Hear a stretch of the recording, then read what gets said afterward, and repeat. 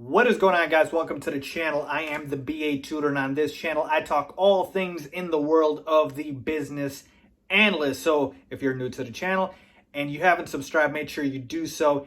It does help me out a lot when you guys support the channel. And make sure to turn on my post notifications to be notified every time I drop a new video. In today's video, we're going to be talking about what to do after requirements gathering. So you've gathered all your requirements.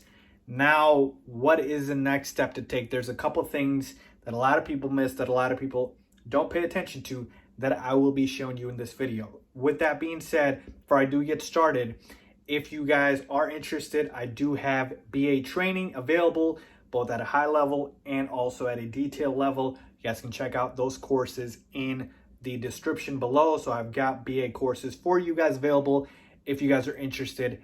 They will help you guys out a lot. Check the description below for that. So with that being said, let's get started. So fairly simple question, right? What to do after requirements gathering? Well, here's the thing.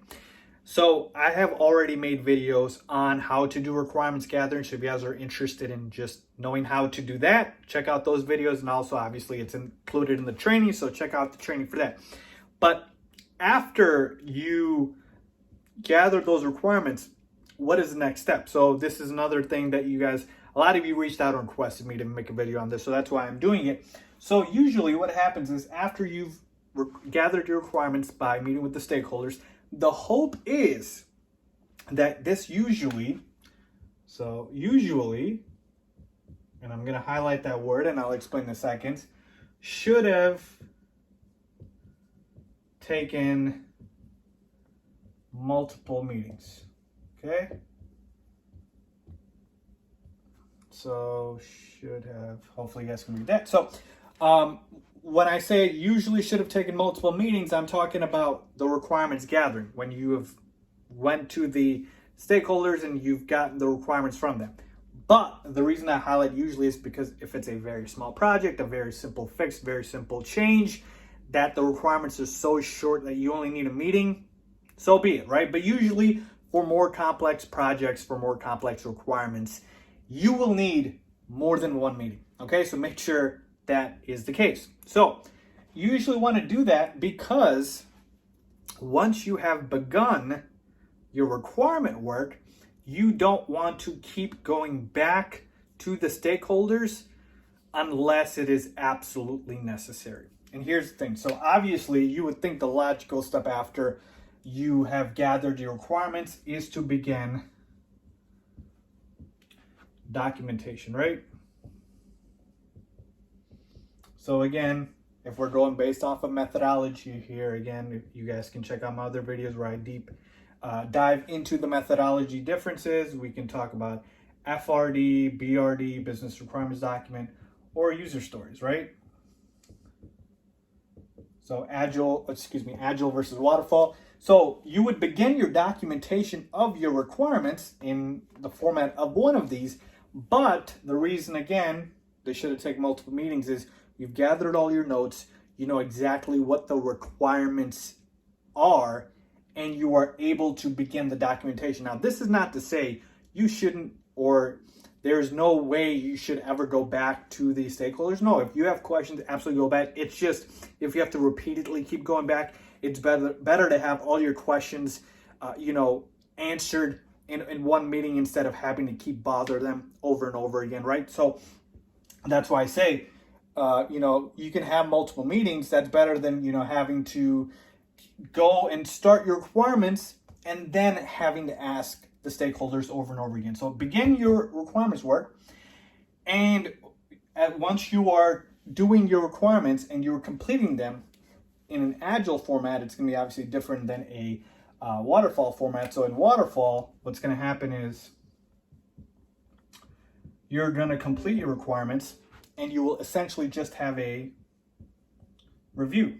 So this is going to be a requirements review, right? Very simple. So you will complete your BRD, FRD, whatever it is, and you will share the review, the document with the stakeholder.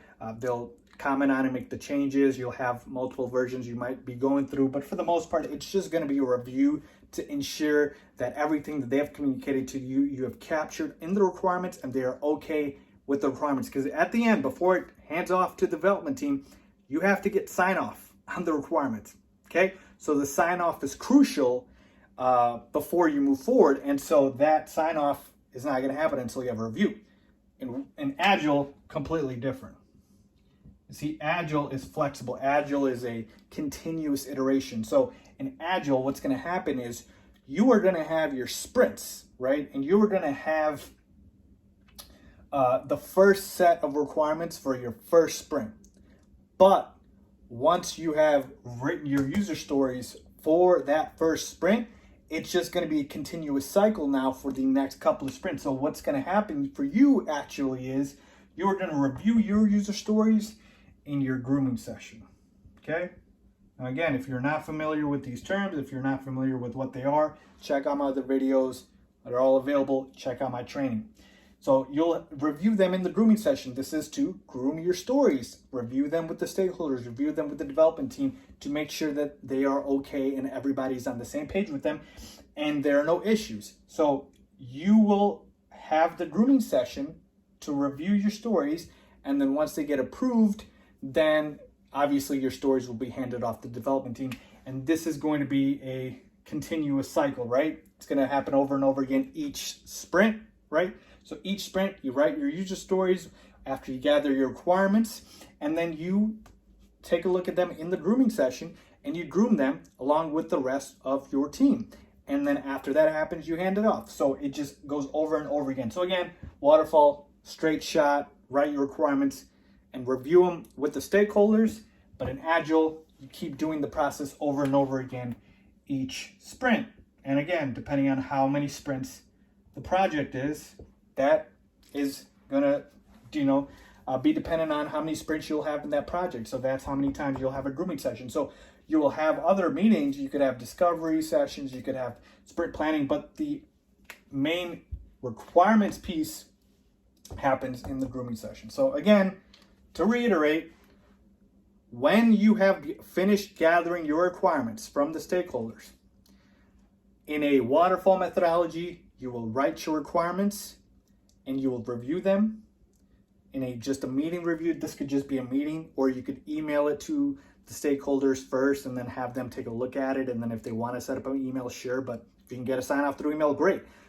In an Agile format, you're going to go through a grooming session to groom your stories with the team and make sure that everybody's okay with it. But in both methodologies, keep in mind that you want to make sure that you have pretty much exhausted all your questions here in these meetings initially when you're gathering requirements, instead of when you begin documentation. Because once you begin documentation, you don't want to have to keep going back and forth, back and forth, back and forth. That's just not going to be good look. You'd rather ask all your questions here, begin your documentation, and then any follow-up questions you have should happen right here when you have the review, when you have the grooming session. So hopefully that explains it, and that makes it easier for you guys to know what to do after you do requirements gathering. If you enjoyed the video, please make sure to give it a thumbs up and like, and thank you for watching.